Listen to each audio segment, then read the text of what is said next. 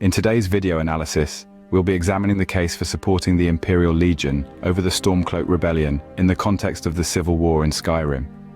This discussion provides an important perspective to consider for those currently deciding which faction to ally themselves with.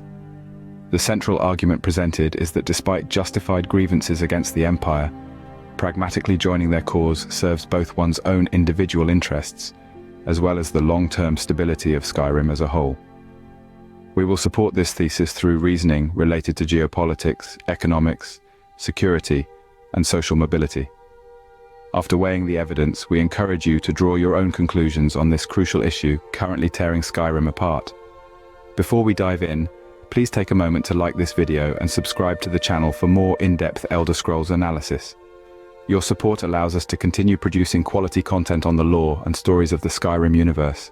To fully comprehend the complex dynamics of the Civil War, we must analyze the geopolitics of Tamriel, specifically the ominous threat posed by the Aldmeri Dominion. This powerful elven empire, centered in the Somerset Isles, represents an existential danger to human nations like the Cyrodiilic Empire and Skyrim. The Dominion seeks to topple the empire and assert elven racial superiority across Tamriel. The Great War witnessed these tensions spill over into open conflict between the two rival power structures vying for control. The initial Dominion invasion caught the Empire off guard, resulting in the capture of the Imperial City and sack of the Imperial Palace itself.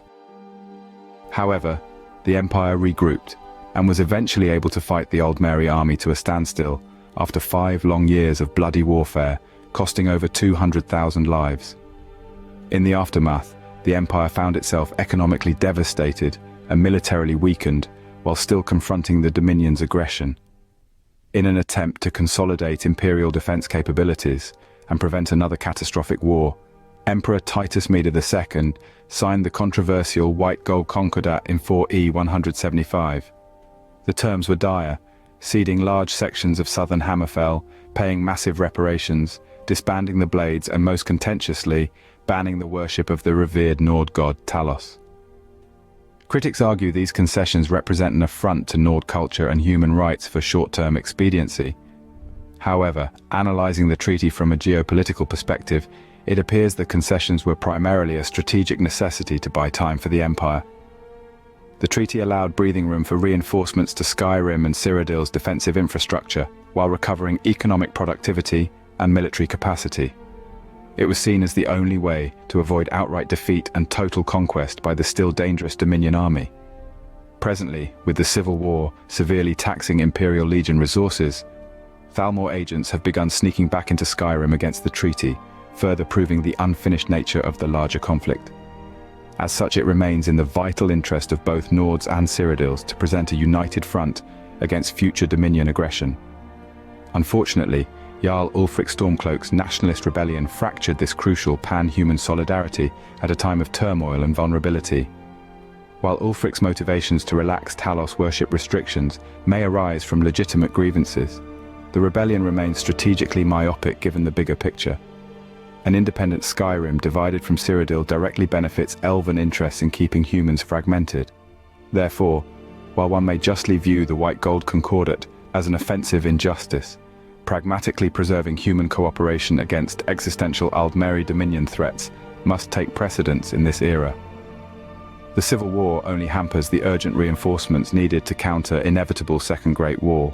Shifting from geopolitics to domestic governance, the Empire represents order, infrastructure investment, economic prosperity, and the rule of law for the citizens of Skyrim. Imperial control has facilitated stable trade, construction of roads and fortifications, regulated markets, and centralized taxation to fund public services. Contrastly, regions under Stormcloak influence suffer from disruption of commerce, lack of coherent policy, and opposition to interprovincial coordination. For example, the major merchant hub of Whiterun has maintained steady business due to its imperial allegiance, while Windhelm's economy stagnates after Ulfric's takeover. Likewise, the Pale continues to experience banditry and giant attacks near farms due to the Stormcloak's decentralization of security operations. Under imperial structure, the Legion regularly patrols roads and provides recourse for citizens complaining of coercion by local Jarl overlords. Quantifying these effects, Economists estimate the civil war has already resulted in several million septims of lost trade and property damage. Equally disconcerting, over 4,000 soldiers and civilians have lost their lives in the ongoing conflict as the two sides remain deadlocked. This bloodshed and disruption of livelihoods takes an immeasurable psychological toll on the Nord people as well. Taking the long view, the imperial system prioritizes order and justice to facilitate productive society, while the Stormcloak rebellion risks plunging Skyrim into decentralized chaos at the expense of the population's stability. The objectively logical choice favors pragmatism through gradual reform over radical change. As such, those seeking reliable long-term security and prosperity would be best served by supporting the imperial cause until resolution allows for non-violent policy adjustment. The Empire must stand united. However, the treaty was primarily a strategic decision to buy time for the Empire to regain military and economic strength against the existential Elven threat. As such, it remains in the objective interest of both Nords and Cyrodiils alike to present a united front against the possibility of Dominion expansionism. The civil war between the Imperial Legion and Stormcloak rebels only serves to fracture this crucial solidarity during a time of vulnerability. From a pragmatic perspective, Jarl Ulfric Stormcloak may have legitimate grievances, but the nationalist rebellion is myopic given the larger context. A divided Skyrim hampers imperial efforts to reinforce regional defensive infrastructure and undermines economic productivity. Therefore, while some view the ban on Talos worship as offensive, preserving human cooperation against the external threat of Aldmeri Dominion aggression should take precedence in the current moment.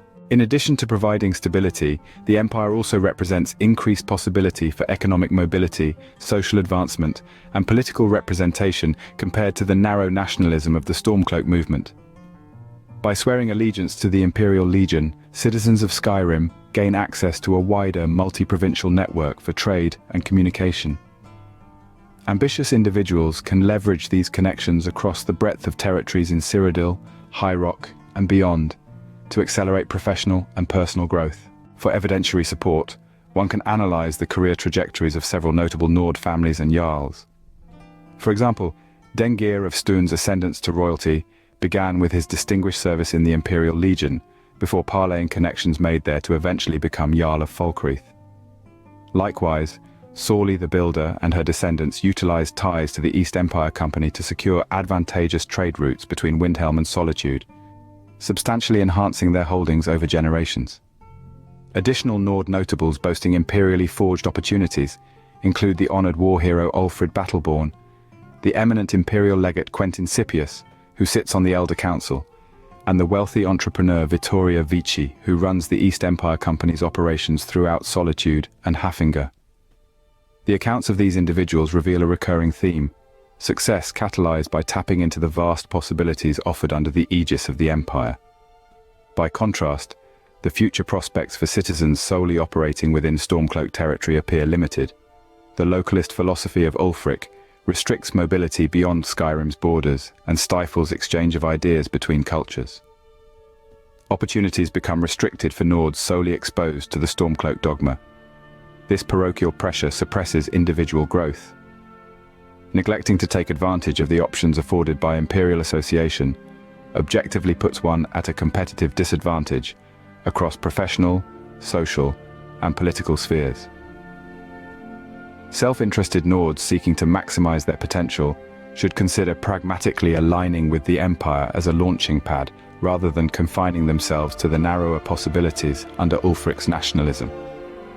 The many examples of Nord Jarls and citizens achieving success via imperial entanglement speaks for itself. Duty to tradition alone fails to outweigh the tangible personal benefits offered by swearing fealty to the Cyrodiilic Empire.